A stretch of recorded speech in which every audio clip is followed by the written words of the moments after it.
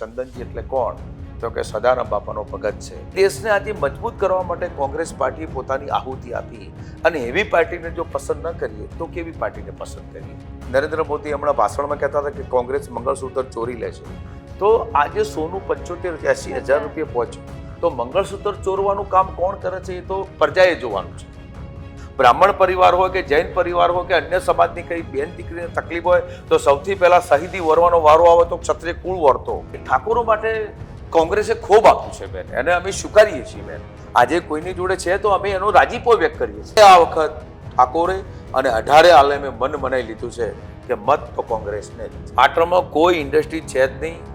પાટણને 30 વર્ષના શાસનમાં ગુજરાત સરકારે જીઆઈડીસી આલવામાં નિષ્ફળ નીવડી છે. ત્યારે કોઈ મોદી વિરોધનું કોઈ વાતાવરણ ઊભું થયું હોય, મોંઘવારી વિરોધનું વાતાવરણ ઊભું થયું હોય, એવી પ્રકારનો માહોલથી લોકો આટલી ધગધગતી ગરમીમાં કલાકો સુધી લાઈનમાં ઊભા રહી અને આ વખત મતદાન કર્યું છે. એટલે મતદારોનો ખૂબ આભાર માનું છું સાહેબ. આવી ગરમીમાં એમને સહમત આટલી તાકાતથી એમને મતદાન કર્યું. નમસ્કાર, વાઇબ્સ ઓફ ઇન્ડિયા સાથે હું સમીર.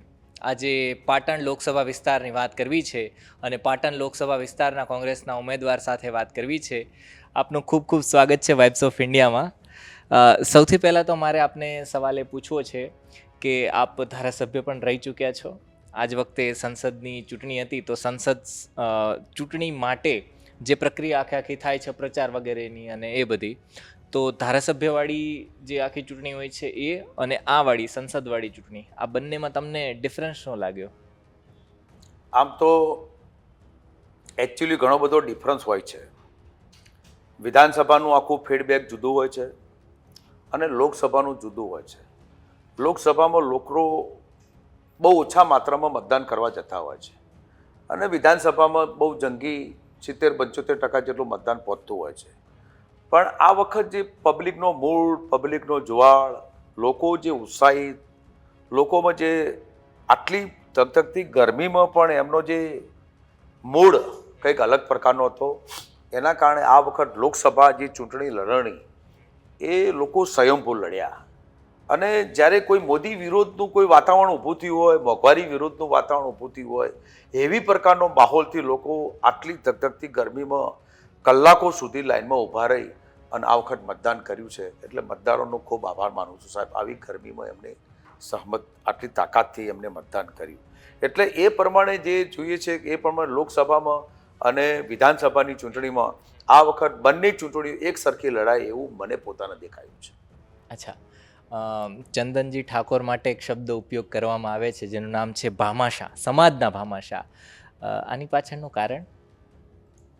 એટલા માટે કે હું ઠાકોર સમાજની 3268થી વધારે ઠાકોર સમાજની દીકરીઓના વિવાહ કર્યા છે. 400 છોકરીઓને ભણે એટલી હોસ્ટેલ પણ આજે નિર્માણ થઈ રહ્યું છે. કોઈ ગરીબ પરિવારનો દીકરો મારા ઘેર આવે તો મારી યથાશક્તિ પ્રમાણે મેં કંઈક ને કંઈક આપવાના પ્રયત્નો કર્યા છે.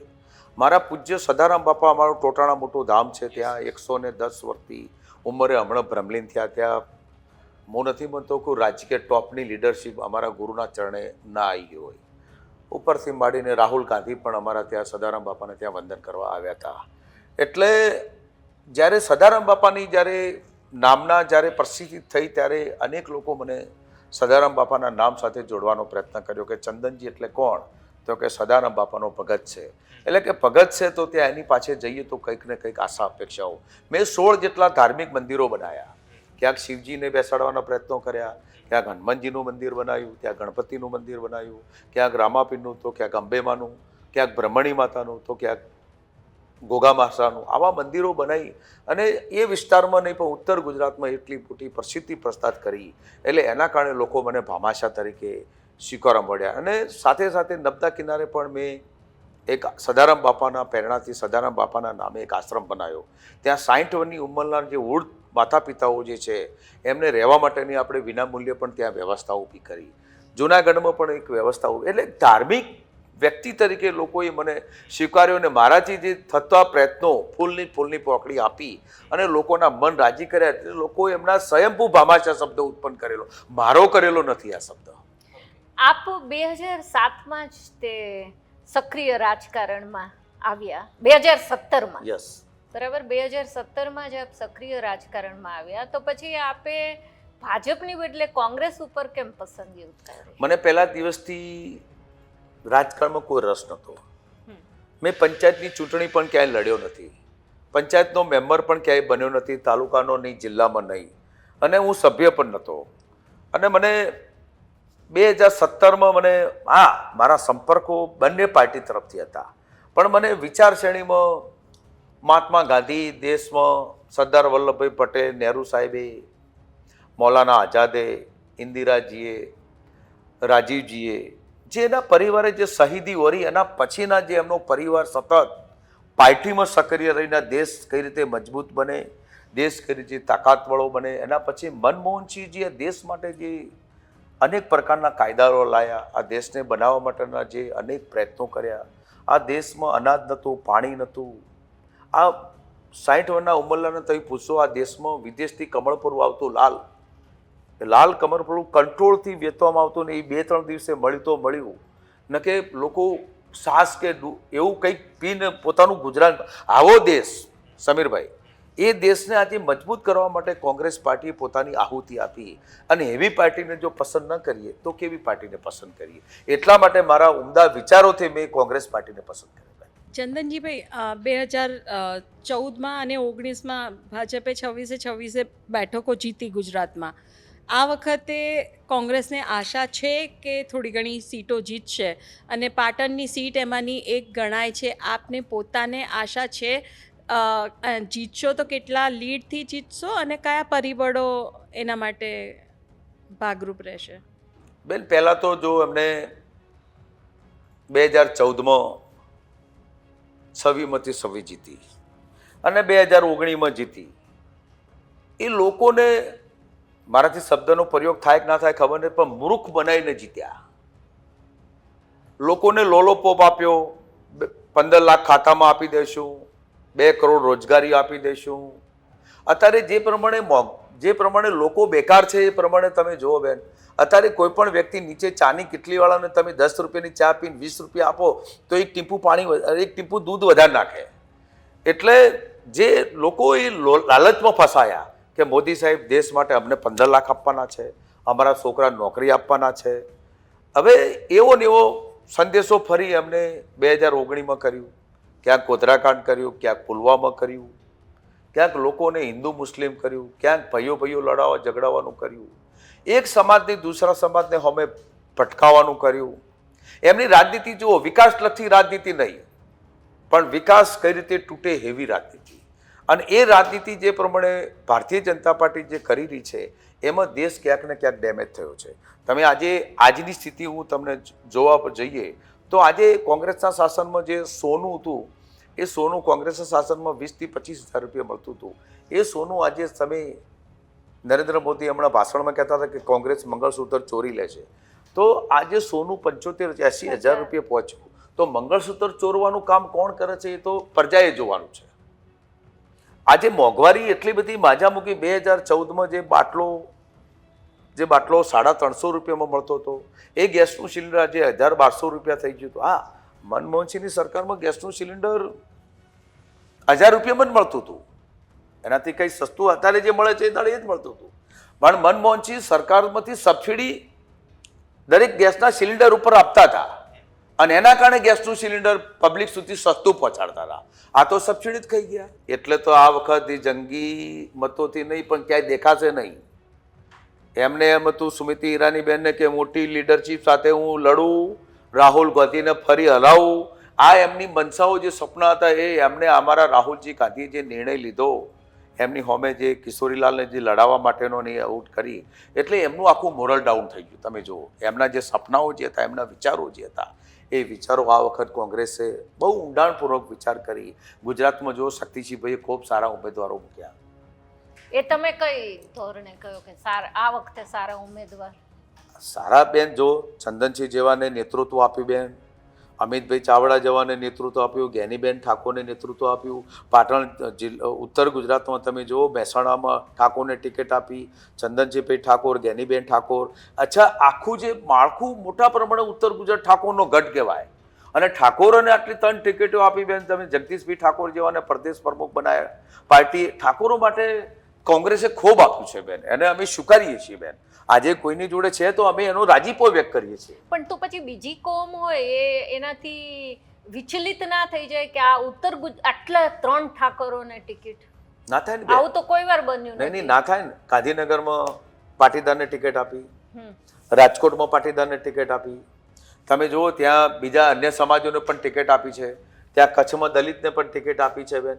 કોંગ્રેસે સર્વ પક્ષને સર્વ લોકોને સાથે લઈને ચાલવાવાળી પાર્ટી છે બેન, કોઈ વ્યક્તિની પાર્ટી નથી. પણ અમારા ઉપર જે અમારા ઉપર મોટો ઉપકાર કર્યો બેન, અમે એના લોણી છીએ, અને અમે આ વખત સારા મતે જીતી અને કોંગ્રેસના ચરણોમાં અમે અમારી સીટો તરસ્યો, અમને સંપૂર્ણ વિશ્વાસ છે. 4મી તારીખે પાટણનું રિઝલ્ટ શું હશે બહુ સારું છે બેન, અને કયા પરિબળો એના માટે કામ બહુ સારું રિઝલ્ટ હશે બેન, અકલ્પનીય રિઝલ્ટ હશે. આજે રૂપાલાજી જે શબ્દ પ્રયોગ કર્યો છે, હું પણ ક્ષત્રિય કુળમાંથી આવેલો દીકરો છું. અમારો એ મનસા નથી.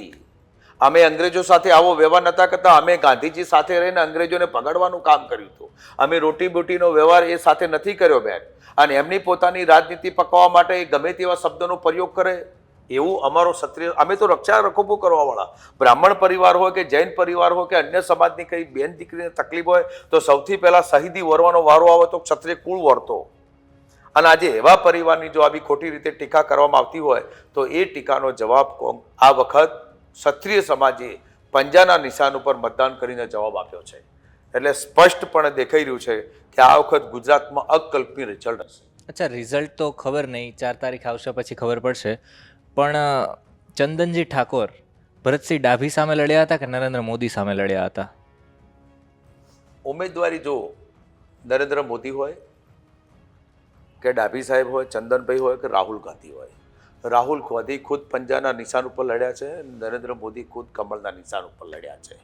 એટલે નિશાન જ કામ કરતું હોય. તમે સમજો, વ્યક્તિ પોતાનું પરિબળ કામ કરતા હોય છે, નાના મોટા નથી કરતા હોય નહીં, પણ વ્યક્તિ વિશેષ એના કેટલો વફાદાર છે, કેટલી એને કોંગ્રેસ સાથેની વફાદારી છે, પંજા સાથેની વફાદારી છે.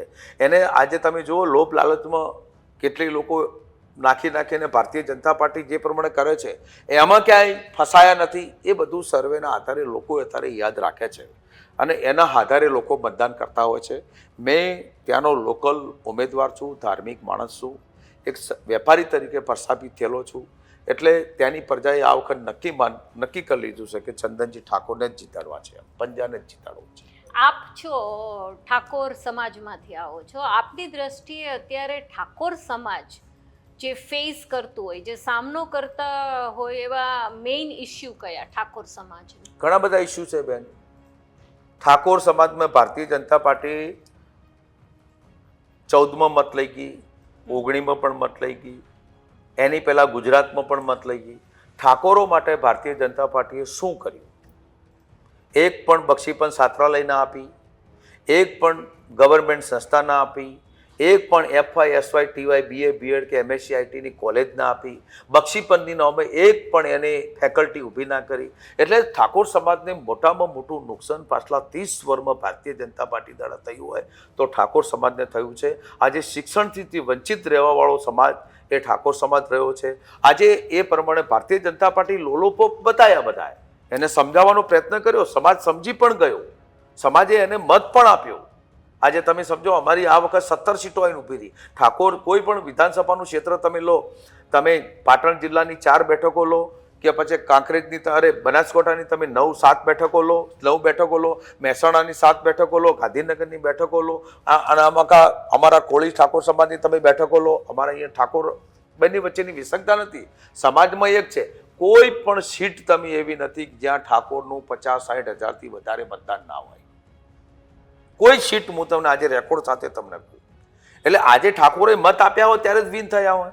આજે મોટામાં મોટો ભારતીય જનતા પાર્ટીએ અન્યાય કર્યો હોય તો ઠાકોરનું શિક્ષણ દબાવવાનો અન્યાય કર્યો છે. આજે ઠાકોરની દીકરી ભણે, નર્સિંગની કોલેજ કરે, બીજા બધા સમાજોને નર્સિંગ કરવા માટે સબસિડી મળે, ઠાકોરના દીકરી નર્સિંગ કરવા માટે સબસિડી ના આપે. આજે મોટા સમાજોનું બજેટ આપે, અમને પાટીદાર સમાજમાં બજેટ આલે અમારો વિરોધ નથી, અમને અભિનંદન, ભલે આપે, પણ ઠાકોર સમાજનું આજે OBC અને આજે ઠાકોર છાત્રાલય બન્યું, પેલું નિગમ ઠાકોર કોળી નિગમમાં, એમાં બેન 2.5 કરોડ 2.5 કરોડ રૂપિયાથી ઓછી રકમ જેટલી ફાળવે 33-34% વસ્તી ધરાવતો સમાજમાં, અને પાટીદાર સમાજમાં 800-900 કરોડ રૂપિયા. હજે મારો શબ્દ સાંભળજો, હું પાટીદાર સમાજનો વિરોધી નથી, પણ ભેદભાવ આટલો રાખવામાં આવે છે અને છતાંય એ લોકો આ પ્રકારની રાજનીતિ કરે છે. એટલે આ વખત ઠાકોરે અને 18 આલેમે મન બનાવી લીધું છે કે મત તો કોંગ્રેસને જ.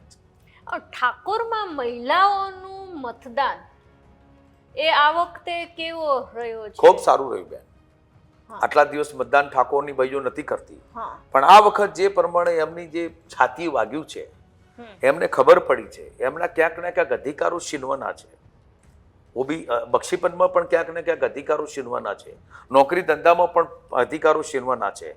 એ અધિકારોના અંતે બેન જે પ્રમાણે ઠાકોર સમાજ જાગૃત થયો છે એવું મને સ્પષ્ટ દેખાણું છે. મારા સમાજમાં ક્યાંક ડૉક્ટર, ક્યાંક એન્જિનિયર, ક્યાંક સારી પોસ્ટ ઉપર શિક્ષક, ક્યાંક સારી પોસ્ટ તલાટી, ક્યાંક સારી વ્યવસ્થાના ભાગરૂપે આજે ઠાકોર સમાજ જેટલી પ્રગતિમાં આગળ વધ્યો છે એના પ્રમાણે અમે પણ હજી વધારે પ્રગતિમાં આગળ વધારવાના અમારા પ્રયાસો છે.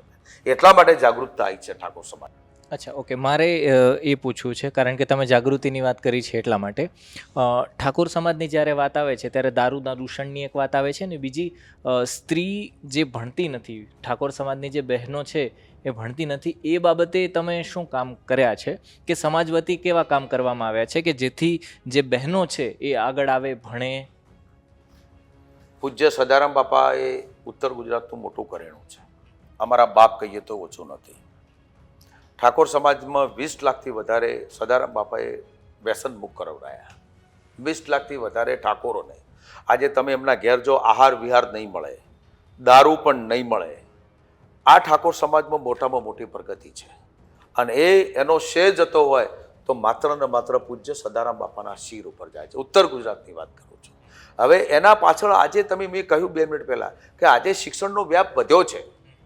શિક્ષણનો વ્યાપ આજે દીકરીઓ ભણે છે, પણ સરકાર તરફથી જે સુવિધાઓ મળવી છે, બક્ષીપંચની જેટલી શાળાઓ છે એટલી જગ્યાએ ભારતીય જનતા પાર્ટી શિક્ષક તો મૂકતી નથી.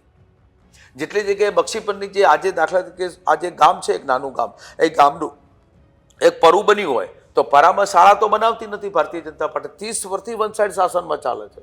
એને શિક્ષક ના બોલે, એને શાળાને ના મૂકે, એને વ્યવસ્થાઓ પૂરી ના પાડે, અને ટાઈમે એને શાળાઓના રૂમો ઓરડા બંધ થઈ ગયા. શિક્ષણ વધવું જોઈએ, એની જગ્યાએ ઘટવાનો પ્રયાસ થયો. તમે જો આ વખતના બજેટમાં 6000થી વધારે શાળાના ઓરડાઓ બંધ થઈ ગયા સમીરભાઈ. એટલે જે પ્રમાણે ભારતીય જનતા પાર્ટી શિક્ષણ ઉપર જે તળાપ મારવાનો જે પ્રયત્ન કરી રહી છે એમાં જાગૃતતા લોકોમાં આવી છે કે હવે બહુ થઈ ગયું, 30 વર્ષ, હવે સત્તા બદલો. અને હવે ઠાકોરો પણ સમજી ગયા છે અને બીજા સમાજવાળા પણ સમજી ગયા છે. એટલે હવે આ વખત મને નથી દેખાતું ક્યાંય દૂર દૂર સુધી કે ભારતીય જનતા પાર્ટીનું ચિત્ર હોય. ચૂંટણી જ્યારે શરૂ થઈ હતી ત્યારે વાત એવી રીતના કરવામાં આવી હતી, જ્યારે ક્ષત્રિય વિવાદ પણ નહોતો થયો ત્યારે, કે 26માંથી 26 બેઠક છે એ ભારતીય જનતા પાર્ટી 5 લાખની લીડથી જીતવાની હતી. પણ હવે પછી એ ભૂલાઈ ગયું છે, વસ્તુ અલગ છે. પણ વાઇબ્સ ઓફ ઇન્ડિયાના માધ્યમ પર શું આપ જણાવી શકો કે આપને કેટલી લીડ મળી શકશે? લીડ એ CR પાટીલની લીડ હતી. CR પાટીલ એવું કહેતા હતા કે અમે 5 લાખથી 26 જીતશું અને 5 લાખથી વધારે મતોથી જીતીશું. આજે પાટણની સીટમાં કોઈ શરત પાડવા પણ તૈયાર નથી. આજે પાટણની સીટ ઉપર જે પ્રમાણે ભારતીય જનતા પાર્ટી ઊંડી રીતે હારી રહી છે એવું સ્પષ્ટ વાતાવરણ બન્યું છે. ક્ષત્રિય સમાજનો રોષ, ભારતીય જનતા પાર્ટીના ખોટા વાયદા, ખોટું પ્રબોલન, 15 લાખ રોકડા આપીશું ખોટું બોલવાનું, 2 કરોડ રોજગારી આપીશું ખોટું બોલવાનું, ખેડૂતની આય દુગણી કરવાનું ખોટું બોલવાનું, 250 રૂપિયામાં ગેસનું સિલિન્ડર આપવાનું ખોટું બોલવાનું, 59 રૂપિયાનું ડીઝલ અમે 34-35 રૂપિયા આપશું એવું ખોટું, પ્રકાશ જાવડેકર એવું કહેતા હતા એ પણ ખોટું બોલવાનું. એટલે લોકો હવે સમજી ગયા છે બેન. એટલે અમે ખોટા વાયદા નહીં આલીએ કે અમે આટલા મતે જીતવાના છીએ, પણ પ્રજાનો જનાદેશ અમારી સાથે છે, પ્રજાનો આશીર્વાદ અમારી સાથે છે. પ્રજાએ અમને ચોક્કસપણે આશીર્વાદ આપ્યા છે. અમે જ્યાં જ્યાં ત્યાં અમારું ફૂલહાર ઘોડાથી સ્વાગત કર્યું છે, લોકો તિલક લગાડ્યા છે, ખરી ધૂપમાં પણ લોકો અમારી સાથે રહ્યા છે. એના પરથી અમને અંદાજો છે કે અમે ખૂબ સારા મતે જીતી રહ્યા છીએ. ચંદનજી, ગુજરાતમાં કોંગ્રેસમાંથી ઘણા નેતાઓ અને કાર્યકર્તાઓ બીજેપીમાં ગયા. તમારી પર પ્રેશર હતું બીજેપીમાં જોડાવા માટેનું? પહેલેથી જ બેન મારો વિચારશ્રેણી કોંગ્રેસની છે અને કોંગ્રેસની સાથે હું રહેલો છું. એટલે હું ક્યારે આટલી બધી વાતો કરીને જો ભારતીય જનતા પાર્ટીનો વિચાર આવે તો એ વાતે મારા માટે બરાબર નથી. એટલે હું જ્યાં છું ત્યાં બરાબર છું. પૂજ્ય સદારામ બાપાએ મને આશીર્વાદ આપ્યો છે, રાહુલજીએ મને આટલી દેશની મોટામાં મોટી લોકશાહી પાર્લામેન્ટ, મારા જેવો એક સામાન્ય ઘરનો પરિવાર જન્મેલો આજે, એના પછી મને પરમાત્માએ જે સ્ટેજે લઈ ગયા, સુખી સંમત કર્યો, અને આજે મને દેશની પાર્લામેન્ટની આવડી બધી પાર્લામેન્ટની મને ટિકિટ મળે ને દેશ કોંગ્રેસ પાર્ટી મને લડાવે, એનાથી મારું સદભાગ્ય કયું હોય બેન? હાર જીત તો 2 નંબરની વસ્તુ છે, પણ આવડી બધી લોકશાહીની મને ચૂંટણી લડવા, અને હું ફાઇટનો ઉમેદવાર છું, જીતના મારા ઉપર મંડાળ મંડાઈ રહ્યા છે. આ સ્થિતિમાં જો મને હોય તો આવો વિચાર મને ભારતીય જનતા પાર્ટી જવાબમાં આજે ના આવે, ક્યારે ના આવે. એમની પાર્ટી એમને મુબારક. હું કોંગ્રેસનો વફાદાર સૈનિક છું, રહેવાનો અને રહીશ. પ્રેશર્સ હતા ખરા?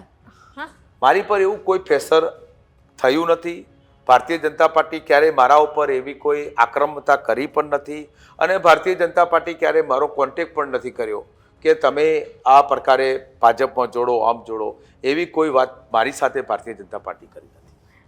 આપ અત્યારે તો ખૂબ જ વેલ સેટલડ છો, કન્સ્ટ્રક્શનના વ્યવસાયમાં છો, પણ આપની જિંદગીમાં આપે કોઈ સ્ટ્રગલ વેઠ્યો હોય, આપ કેવી રીતે ઉપર આવ્યા એની થોડી ટૂંકમાં વાત કરી શકો તો ઠાકોર સમુદાય માટે થોડુંક મોટિવેશન મળે. ખૂબ સારી બાબત કરી બેન, ખૂબ સારી વાત મને ગમી બેન, કે ચલો કિસીને તો પૂછા હે. મારું જીવન ખૂબ ગરીબ પરિવારથી હું જન્મેલો એક દીકરો છું. મારો 1972માં જન્મ સુજીનપુર ગામે થયો. મારા પરિવાર ખૂબ નોર્મલ પરિવાર, ગરીબ પરિવાર. રહેવા ઘર નહોતું, એક ઝૂંપડામાં રહેતા, ઉપર પૂળા નાખેલા હતા. પૂળામાં અમે નીચે અમારા મમ્મી પપ્પા રહેતા, અને ત્યાંથી હું ચાલતો ભણવા જતો. આર્થિક પરિસ્થિતિ વીક હોવાના કારણે મારા મા બાપે મને 10 સુધી જ ભણાવ્યો, એની આગળ ભણાવી ન શક્યા. એ શું કરતા આપના મારા પપ્પા ખેત મજૂર કરતા, લોકોના તો મજૂરી જતા, અને એમાંથી જે બેન 50-20 રૂપિયાની જે દાડીઓ આવતું, દાડિયામાંથી અમારું ઘર ગુજરાન અમારા પપ્પા ચલાવતા હતા. પરિસ્થિતિ ખૂબ ખૂબ નાજુક હતી બેન અમારી. અને એ પરિસ્થિતિમાંથી આજે અમે એક જીજી કન્સ્ટ્રક્શન નામની કંપની પાટણમાં છે. હું 600 રૂપિયામાં નોકરી રહ્યો. 600 રૂપિયામાં હું બેન 1993માં નોકરી રહ્યો, અને 2016માં નહીં 2009માં હું 20/10/2009ના રોજ મેં એ નોકરી 3500 રૂપિયાના પગારમાં છોડી. 2009માં બેન, 2009 સુધી હું 3500 રૂપિયાના પગાર સુધી મારું જીવન ગુજારવાનું કર્યું. નાની મોટા ઘણા ઇસ્યુ આવ્યા, કબૂ ટકલ આવ્યા. 2 ભાઈબંધ હતા, હું એક હતો, અમે 3 ભાઈબંધ હતા. મારે પણ 2 દીકરીઓ, એક દીકરો છે.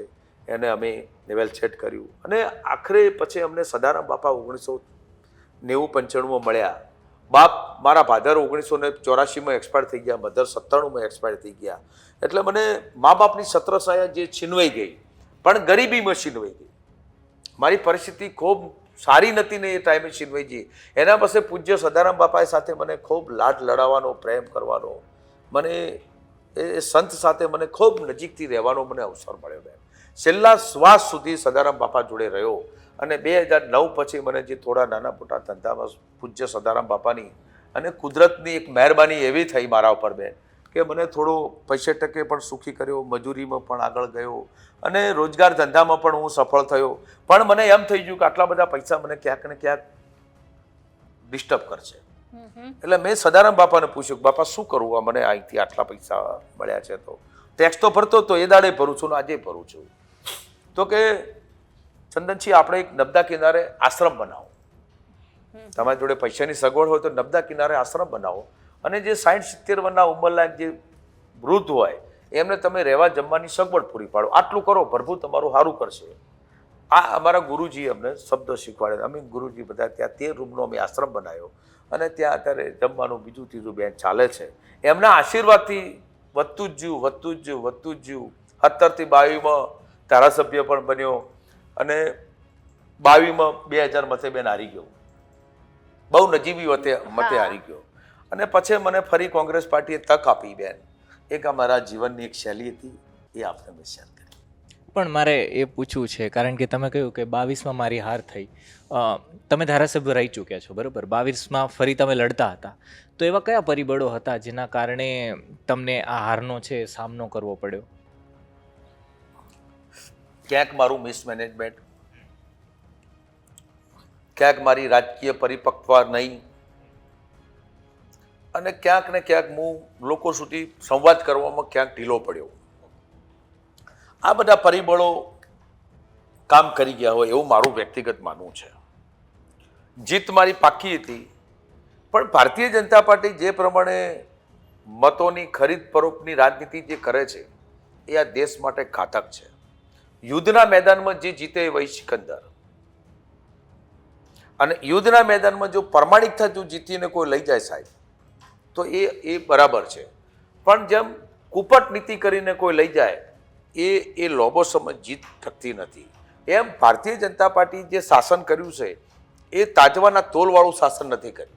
ક્યાંક ને ક્યાંક એમની ભૂમિકા એવી રહી છે ખોટું બોલવાની, ક્યાંક ને ક્યાંક ભૂમિકા એવી રહી છે તોડફોડ કરવાની, ક્યાંક ને ક્યાંક ભૂમિકા એમની એવી રહી છે કે લોકોને ફોહલાવી, ઝાગ ધમકી, ઈડી, ઇન્કમટેક્સ આ પ્રકારના લોભ લોભોચન આપી અને લોકોને કે સક્ષમ કોણ છે, તો કે આ વ્યક્તિ સક્ષમ છે, પકડી લાવવાને, અને એની ઉપર ઈડી ઇન્કમટેક્સની રેડ ધમકી આપો એટલે ડરી જાય. અત્યારે લોકો શાંતિસર જીવવા ઈચ્છે છે, લોકો કોઈ માથાકૂટમાં પડવા માંગતા નથી કે મરવા દો ને આપણે નહોતી માથાકૂટ કરે. એ ઇસ્યુથી લોકો પાછા પડી અને આવું કોઈ ઘટના મારા પર ઘટી હોય ને એના કારણે મારી હાર થઈ હોય તો કંઈ ન. અચ્છા, મારે એક પ્રશ્ન એ પણ પૂછ્યો હતો, કારણ કે અત્યારે આ બધું ચૂંટણીનું ને બધું ચાલી રહ્યું છે અને ઉમેદવાર હોય છે કોઈ પણ પક્ષના હોય છે, લોકોને મળતા હોય છે, એમના સુધી જતા હોય છે, તો લોકોના આ વખતે પાટણના લોકોના પ્રશ્નો કયા કયા રહ્યા હતા જે લોકોએ તમને સ્વયંભૂ આવીને કહ્યા કે અમને આ તકલીફ છે? ઓ ભાઈ, અનેક પ્રશ્નો હતા. નરેન્દ્રભાઈ મોદીભાઈ સાહેબે પાટણની રાણકી વાવને વર્લ્ડ હેરિટેજમાં મૂકી, સોની નોટનો ફોટો રાણકી વાવનો પાછળ ચિપકાઈ દીધો, પણ ત્યાં ડેવલપ કરવાનું નામે મીંડું. તમે ત્યાં દર વર્ષે 3 લાખથી વધારે પ્રવાસીઓ ત્યાંની મુલાકાત લે છે, પણ ત્યાં રહેવાની કોઈ સુવિધા નથી, કોઈ સારો બગીચો નથી, ત્યાં કોઈ સારી હોટલ નથી, ત્યાં કોઈ સારો રેસ્ટોરન્ટ નથી. ફોરેનર એક વખત આવે તો બીજી વખત રાણકી વાવ જોવાનું નામ નથી લેતો, રિપોર્ટ નથી આવતો. એક મોટો ઇસ્યુ આ છે. ત્યાં ધાર્મિક નગરી છે સાહેબ, ત્યાં જૂનું પાટણ એ જૂની પાટનગર હતું, અને એ પાટનગર જે જૂનું હતું એ પાટનગરને ડેવલપ કરવાની જગ્યાએ 30 વર્ષથી ભાજપના શાસનમાં ક્યાંક ડેવલપ કરવામાં ભારતીય જનતા પાર્ટી નિષ્ફળ નીવડી. ત્યાં એક પણ ટ્રેન નથી, ટ્રેન ચાલે છે પટરી ઉપર પણ સ્ટોપેજ નથી. ત્યાં આજુબાજુના વિસ્તારમાંથી રાધનપુર 80 કિલોમીટર થાય, બેચરાજી 60 કિલોમીટર થાય, મહેસાણા 50 કિલોમીટર થાય, પાલનપુર 50 કિલોમીટર થાય, ત્યાંથી આ મકાથી વાવથરા દિયોદર 50, 60, 70 કિલોમીટર થાય. એને મોદી સાહેબ 10 વર્ષથી સત્તામાં છે અને 10 થી 4 વખતના MP ભાજપને મળ્યા, મારા પાટણને એક પણ એરપોર્ટ બનાવવા માટેની દરખાસ્ત તૈયાર ના કરી. નંબર 3, આટલા બધા MOU કર્યા, આખા દેશ વિદેશમાં MOU કર્યા, ગુજરાતમાં MOU કર્યા, મોટા મોટા વિદેશથી લોકો, પૈસાદાર લોકોને બોલાવ્યા, દિલ્હીમાં પણ મોટા પૈસાદાર બોલાય, એની પાછળ લાખો કરોડો રૂપિયાનો ખર્ચ કર્યો. એમાં પાટણનો પણ ટેક્સ હશે મારું માનવું એવું, પણ 1 રૂપિયાનું કોઈ ઇન્ડસ્ટ્રી પાટણમાં એક MOU કરવામાં ના આવ્યું. અને એ MOU કરવામાં ના આવ્યું એના કારણે પાટણના જે લોકો ભણેલો ગણેલો જે વર્ગ હતો એ હિજરત કરવા માંડ્યો. ક્યાંક મુંબઈનો સહારો લીધો, ક્યાંક સુરતનો સહારો લીધો, ક્યાંક વિદેશ પણ સહારો લીધો. પાટણ એ જૈનોની મોટામાં મોટી ભૂમિ છે સાહેબ. ત્યાં મોટા જૈન દેરાસરો છે. દેરાસરો આજે બિલકુલ ખાલી પડ્યા છે, કારણ કે ત્યાં કોઈ ઇન્ડસ્ટ્રીયલ હબ ના રહ્યો, કોઈ કનેક્ટિવિટી ના રહી, કોઈ આજુબાજુના વિસ્તારની કે ત્યાં હાઈવેની કે કોઈ કનેક્ટિવિટી ના રહી. એના કારણે પાટણ બિલકુલ ખાડામાં ધકેલી ગયું, અને રાજનેતા એવા કોઈ ના આવ્યા કે જે પાટણને ઉજાગર કરે એવું. એના કારણે પાટણને ક્યાંક ને ક્યાંક ડિસ્ટર્બના કારણે પાટણનું પટોળું પણ બેન ફેમસ છે. અમારું ઇન્દિરાબેન ગાંધી હોય, પ્રતિમાબેન પાટીલ હોય, સોનિયાબેન હોય કે અનેક રાજકીય નેતાઓ, અમિતાભ બચ્ચને પણ પટોળાની મુલાકાત લીધી હતી, ઇન્દિરા ગાંધીએ પણ પટોળાની. એ પટોળું જે વિશ્વભરમાં ફેમસ હતું, એ પટોળું 1.25 લાખથી માંડીને શરૂ થાય તો 10 લાખ સુધીની કિંમતનું પટોળું હોય છે. એ પટોળાને પણ ભારતીય જનતા પાર્ટી એને પ્રોત્સાહિત કરવામાં ક્યાંક ને ક્યાંક નિષ્ફળ નીવડી. અમે લોકો તો એને પટોળાને દરજ્જો આપી અને દિલ્હી સુધી પહોંચાડ્યું, પણ એના પછીનું જે ડેવલપિંગ કરવાનું તો એ ન કર્યું. પાટણનું અમારું એક દેવડું ફેમસ છે. આજે દેવડું મુંબઈ સુધી જાય છે. લોકો ત્યાં લોકો મુંબઈથી મંગાવે છે કે અમારા દિવાળી જેવો પ્રસંગ હોય તો ભાઈ 2 કિલો 5 કિલો દેવડા મોકલજો એમ. એટલે અને ત્યાં મુંબઈ જેવી સિટીમાં કોઈને એક દેવડાની પેકેજ જો આપ્યું તો રાજી થઈ જાય કે ચલો હળો પાટણનું દેવડું તો મળ્યું. એ દેવડાને પણ ક્યાંક ને ક્યાંક આ લોકો ઉજાગર કરવામાં નિષ્ફળ ગયા. એના કારણે પાટણને ડેવલપિંગની દ્રષ્ટિએ ખૂબ પાછળ પડી. પણ આમ તો આપણે જોઈએ પાટણનો રાજકીય ઇતિહાસ તો આનંદીબેન પટેલ જેવા ભાજપના સિનિયર મોસ્ટ નેતાએ પાટણને રિપ્રેઝેન્ટ કર્યું છે, છતાં પણ પાટણની આવી હાલાકી કેમ? કે આવી વિકાસ છે, આમ આપણે કહીએ કે ગુજરાતનો વિકાસ, વાઇબ્રન્ટ ગુજરાત, તો વાઇબ્રન્ટ પાટણ કેમ ના થયું? બેન, એ તો મેં આપને વાત કરી કે 4 વખતના સાંસદ આપ્યા તો પાટણને ના યાદ કર્યું. અને જે પાટણની ખૂટતી કડી તે મેં આપને કહી, એ કડીને જોઈન્ટ કરવા માટે ત્યાંની સક્ષમ નેતાગીરી XYZ ગમે તે હોય એ નિષ્ફળ નીવડી છે. એના કારણે પાટણ આજે ડેવલપિંગમાં ક્યાંક ને ક્યાંક પાછું રહ્યું છે અને એના કારણે પાટણ આજે એની સજા ભોગવી રહ્યું છે. પાટણમાં જો કઈ કઈ ઇન્ડસ્ટ્રી છે એનો સ્કોપ હોઈ શકે પાટણમાં? પાટણમાં કોઈ ઇન્ડસ્ટ્રી છે જ નહીં. પાટણને 30 વર્ષના શાસનમાં ગુજરાત સરકારે GIDC આલવામાં નિષ્ફળ નીવડી છે. એવી કોઈ મોટી GIDC બનાવી નથી. આભાર માનું કોંગ્રેસ પાર્ટીનો, તે ઉત્તર ગુજરાત યુનિવર્સિટી આપી તે જે તેથી એમાં છોકરાઓ ભણવામાં તો થોડા સફળ થયા. આ જો ઉત્તર ગુજરાત યુનિવર્સિટી ના હોત તો પાટણનું ડેવલપિંગ બિલકુલ ઝીરો હતું બેન. એના સિવાય તો બીજું કશું છે નહીં. હા, આજે સરકાર જોડે પુરાતત્વ જોડે વિકલ્પ છે. રાણકી વાવ છે, વર્લ્ડ હેરિટેજ છે, પછી ત્યાંનું સિદ્ધરાજ જયસિંહનું મોટામાં મોટું ત્યાં તળાવ છે, સિદ્ધરાજ જયસિંહની જન્મભૂમિ છે, પાટનગર ભૂમિ છે. એને ડેવલપ કરો સાહેબ બેન, તો એને ડેવલપ થઈ શકે છે. પણ આમની મનસા જ ખાલી મત લેવાની હોય અને ડેવલપ જ ના કરવું હોય તો એને તો સત્તા તો એમની જોડે છે બેન. અને એમને ડેવલપ કરવું તો ગુજરાતમાં 156 છે અને દેશમાં 300 હતી. કોણ રોડતું હતું એમને? એમને રોડતું હતું કોણ? અત્યારે હાલે કરવું તો કોણ રોડે? ગુજરાતમાં તો 156 છે ને. બરાબર. એમને પોતાનો અધિકાર છે, એમને કોઈને પૂછવાનું આવતું નથી. પણ પેપરનું હેડિંગ બનાવવું છે, પણ પૈસા નથી મોકલો. એનાથી આગળ તમને બેન આજે 30 વર્ષથી તમને નવાઈ લાગશે. 30 વર્ષથી ભાજપની સરકાર મારા સોતલપુર, વારાહી, સમી તાલુકાના ગામડામાં આજે પાણી નથી, પીવાનું પાણી નથી બેન. ઢોરની વાત છોડ દો તમે. પાણીહારી 1 કિલોમીટર સુધી પાણી ભરવા જાય છે, ત્યાં પાણી મળ્યું તો મળ્યું, ન કે કંઈ નહીં. આજે તમે રોજ પેપરનું હેડિંગ તમે જુઓ. હા, નળ સે જળનો કાયદો બનાવ્યો, નળ સે જળની એમને વાતો કરી. કલેક્ટરે કાગળ લખી દીધો કે અમારું પાટણ જિલ્લો નળથી જળ સાક્ષરતામાં પરિપૂર્ણ. પણ ફતલપુર, વારાહી, રાધનપુર તાલુકામાં પાણી પીવા માટે આજે લોકો વળખા મારે છે. તો આ ડેવલપમેન્ટની જે વાત કરો છો, 30 વર્ષથી ભાજપ શાસનમાં છે, ઓલમોસ્ટ 30 વર્ષથી, તો આ નલ સે જલનું શું થયું? વાતો, કારણ કે આ તો મોડલ સ્ટેટ છે વાતો ભાજપનું. થઈ. તમારે પણ આપણા ટીવી ચેનલ માધ્યમથી તમારે સોતલપુર તાલુકાની આવી ધગધગતી ગરમીમાં તપાસ કરવી જોઈએ. મીડિયાના મિત્રોને પણ વિનંતી કરું છું. રિયલાઇઝ તમારે જોવું પડે અને રિયલાઇઝ જે છે એ તમે બતાવો. તમે ચોથી જાગીર છો અને તમે પ્રજાના પ્રશ્નોને ઉજાગર કરી શકો છો. જે પ્રમાણે ભારતીય જનતા પાર્ટી ત્યાં સોતલપુર વિસ્તારમાં, વારાહી વિસ્તારની અંદર અને ત્યાં સમી તાલુકામાં પાણી પહોંચાડવામાં નિષ્ફળ ગઈ છે. કલેક્ટરે પણ નળથી જળનો પરિપત્ર, હું જ્યારે 2019માં ધારાસભ્ય હતો ત્યારે એ લોકોએ વિધાનસભાના ફ્લોરમાં લાયા કે ભાઈ અમારું ટોટલી નળને જળવાળું કામ પરિપૂર્ણ. આજે સોતલપુર પાણી વગર વળખા મારે છે. આ મારો આરોપ છે ભારતીય જનતા પાર્ટી પર. આ પાટણ છે, જ્યારે ભારતમાં સોલર એનર્જીનો પાયલટ પ્રોજેક્ટ બનેલો ત્યારે એમ કે ભારતમાં ટોપ સોલર એનર્જીનું જે સ્થળ હશે એમાંનું પાટણ એક હશે. તો સોલર એનર્જીમાં કેટલો વિકાસ થયો છે? સોલર એનર્જી પ્લાન્ટ એ દિવસે બેન ઢોકાવાડા છે, આજુબાજુના ગામડા છે, ચારણકા છે, એ લોકોના ગામોને ખૂબ મોટી આશા અપેક્ષાઓ હતી. કારણ કે ચારણકામાં તો દુનિયાનો સૌથી મોટો સોલર પ્લાન્ટ. એ જ કહું છું. ચારણકાના લોકોને આજુબાજુના ઢોકાવાડા આજુબાજુ આવી ગઈ બેન. ચારણકા, ઢોકાવાડા, ડુંગરિયાહણ, આ બધા ગામ આ બધા એ ચાણકાના અડીંગ ગામો આવ્યા છે. એ વખતના લોકો એક ઢોલ નગારા સાથે વગાડતા હતા કે આજ અમારે મોદી સાહેબે મોટો પ્રોજેક્ટ આલ્યો, અમારે હવે લોકોને રોજગારી પૂરી થશે. અને મોટી મોટી ઇન્ડસ્ટ્રીઓ નાખવાનું કામ ચાલુ કર્યું, લેવલ કરવાનું ચાલુ કરી નાખ્યું. કમ્પ્લેટ એનું 4, 5, 6 વર્ષથી એની અંદર કામ પણ ચાલ્યું, લોકોએ કામ પણ કર્યા. અને લોકોને એમ હતું, એ પસ્તાના લોકોને, કે મારો દીકરો નોકરી તો લાગશે, 2 છોકરા નોકરી તો લાગશે.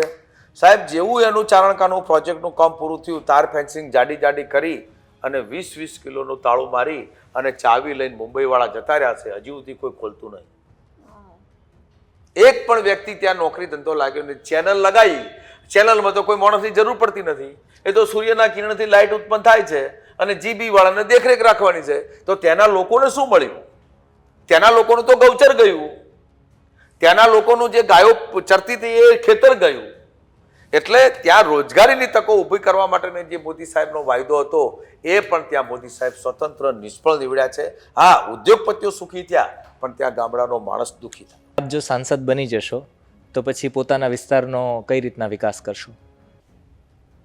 પહેલાં તો પરમ કૃપાળુ પરમાત્મા અને સદારામ બાપાને પ્રાર્થના કરું કે 4મી તારીખે ખૂબ સારું રિઝલ્ટ આવે. મારી 2-3 ઈચ્છાઓ બહુ મોટી છે સાહેબ. પહેલી ઈચ્છા મારી એવી છે કે ત્યાં બેચરાજીમાં જે મારુતિનો મોટો કંપનીનો પ્લોટ નાખ્યો અને ત્યાં આજે 17,000થી વધારે કર્મચારીઓ ત્યાં નોકરી કરે છે, યુપી બિહારના. ત્યાં ગુજરાતનો 60%, 40% હિસ્સો હશે, પણ ત્યાં ગુજરાતી કોઈ નોકરી મને દેખાતું નથી. ઠીક છે, નથી તો નથી. હવે મારી પણ એક ઈચ્છા એવી છે કે ત્યાં આજે MOU થાય છે, ત્યાં અમારે ઇન્ડિયા ગઠબંધનની સરકાર બને તો ત્યાં સોતલપુર કે હારીજ ટપ્પામાં કેટલા એરિયામાં એક મોટી ઇન્ડસ્ટ્રી નાખું અને ત્યાં રોજ 5-7 હજાર માણસો બેરોજગાર યુવાન છે ત્યાં નોકરી લાગે અને એનું જીવનભર ચાલે એવી મારી એક વ્યવસ્થા ઊભી કરવાની મારી પોતાની અંદરની ભાવનાઓ છે બેન. નંબર 2, સૌથી પહેલી પ્રાયોરિટી મારી એ હશે. અત્યારે હમણાં હું 3 દિવસ પહેલાં હું સર્વે કરવા ગયો હતો બેન. પરિણામ જે માલિક હાલશે સારું હાલશે, મને ભરોસો છે. સોતલપુર તાલુકામાં પાણી ગોમડે નથી નતારે. જે 18 વર્ષની દીકરી જે કોળીઓ ઉપાડી અને જે આજે 4 કિલોમીટર દોડીને તળાવમાંથી પાણી ભરવાની જે પ્રયત્ન કરે છે, સૌથી પહેલાં ગમે તે જે કરવું પડે એ કરી અને સરકારમાંથી જે કોઈ પ્રોજેક્ટ લાવી અને વિસ્તારને ખેતીનું પાણી ન આપી શકું તો કંઈ નહીં, પણ પીવા માટેની વ્યવસ્થા કરવાની મારી એક અંદરની ઉમદા ભાવનાઓ છે. બીજું, ત્યાં એક તારંગાનો જે આ જે ડુંગર જે રિલાયન્સ અદાણી કંપનીને જે આપી દીધો છે, તેનું ખેડૂતો જે આજે હેરાન પરેશાન થઈ રહ્યા છે તમે, એટલે એ ત્યાં ખેડૂતોનો પૂરતો ન્યાય મળે એના માટેના મારા પ્રયાસો આ બધા જે છે. એક ત્યાં જેમ પાટણમાં યુનિવર્સિટી બની એમ રાધનપુર આજુબાજુ છો કે એક યુનિવર્સિટીની સ્થાપના થાય, એ છોકરું ત્યાં ભણી ગણી અને હોશિયાર બનીને સારી ફેકલ્ટીની લાઈન લે એવી પણ મારી આ ઉમદા ભાવનાઓ જે છે. એ હું બોલું છું પણ પરમ કૃપાળુ પરમાત્માને પ્રાર્થના કરું કે મારું બોલેલું સાર્થક થાય. પણ જેમ કે આપે અદાણીની વાત કરી, તો અદાણી જેવા મોટા ઇન્ડસ્ટ્રીયલ હાઉસ, અદાણી હોય કે પછી રિલાયન્સ હોય કે ટોરેન્ટ હોય, એ સાથે આવીને તમે એ લોકોની પબ્લિક પ્રાઇવેટ પાર્ટનરશિપમાં પણ ઉદ્યોગ છે, રોજગારી છે, આ બધું વધારી શકો ને? હવે એ કોંગ્રેસ સાથે જોડાણ કરે તો ભાજપ મારી નાખે. શું કામ એ જોડાણ કરે? એને કરવું જોઈએ બેન. અદાણીએ એ ઉત્તર ગુજરાતનું એક મોટું થરાદનો વતની છે બેન. એને ઉત્તર ગુજરાતને લક્ષ્યમાં રાખવું પડે. સૌથી પહેલાં પાણી અને સોતલપુર વારાઈ વતારીમાં પહોંચાડવું જોઈએ એની ખાનદાની પ્રમાણે. એને કુદરતે સંપત્તિ આપી છે એવી જો સંપત્તિ એ પણ વાપરવી. પણ આ બધા છે ને ઉપરના ઈશારે નરેન્દ્રભાઈ મોદીના ઈશારે ચાલવાવાળી કંપનીઓ છે. એ જ્યાં સુધી લીલી ઝંડી ના હાલે ત્યાં સુધી 100 મીટરની પાઇપલાઇન એ ના નાખી કે બેન. અમે નાખીશું. આ દેશને બનાવવા માટે કોંગ્રેસ પાર્ટીએ પોતાની શાહિદી વરી છે બેન. આ દેશમાં ટોકણી નથી બનતી મળીને 2014માં અમારા મનમોહનસિંહ ઇન્ટરનેટ સાથે વાત કરતો દેશને બનાવવામાં કોંગ્રેસે સફળતા હાસિલ કરી છે. આ તમે જે બેઠા છો એ દિવસે નહોતું, આજે છે. તમારા જે કેમેરા છે એ દિવસે નહોતા, આજે છે. આજે તમે સારી જિંદગી જીવી શકો છો એ દિવસે નથી, આજે છે. આ જે પ્રમાણે 2014થી 2024માં જે મોદી સાહેબ એમ કહે છે કે આ બધું મેં કર્યું, એમને કશું કર્યું નથી. તમે જો સાચા થઈ જો તો કોને કર્યું છે એ પ્રજા સુધી મેસેજ જાય. એ તો આપણે બધા માનીએ જ છીએ કે અમે ભણ્યા તો કોલેજ કે પછી કોલેજ પછીના વર્ષોમાં પણ કોંગ્રેસનું શાસન હતું ને અમારે ફી પણ નહોતી આપવી પડતી, કારણ કે સ્ત્રીઓ માટે, દીકરીઓ માટે શિક્ષણ મફત હતું. એટલે શિક્ષણ જે એક ખૂબ જ મહત્વનો મુદ્દો છે, જે ગમે તે પાર્ટી પાવરમાં હોય તેણે આગળ કરવો જ પડે આ દેશ માટે, આપણા દેશની પ્રગતિ માટે. એ તમારો મુદ્દો બહુ સારો છે બેન. હા, 1947માં દેશ આઝાદ થયો, 50માં બંધારણ આવ્યું, તમે જાણો છો. 50 પછી બંધારણમાં પહેલો આમુખ જે નક્કી કરવામાં આવે એથી પહેલા કીધું કે દેશનો વડાપ્રધાન કોણ બનાવે. એ વખત ઉદ્યોગપતિ, એન્જિનિયર, આર્કિટેક્ટ સારા, આજે રાજા રજવાડા એવું કહેતા હતા કે અમને અધિકાર આપો તો અમે દેશનો વડાપ્રધાન સારો ભણેલો ગણેલો પ્રસ્થાપિત કરીશું.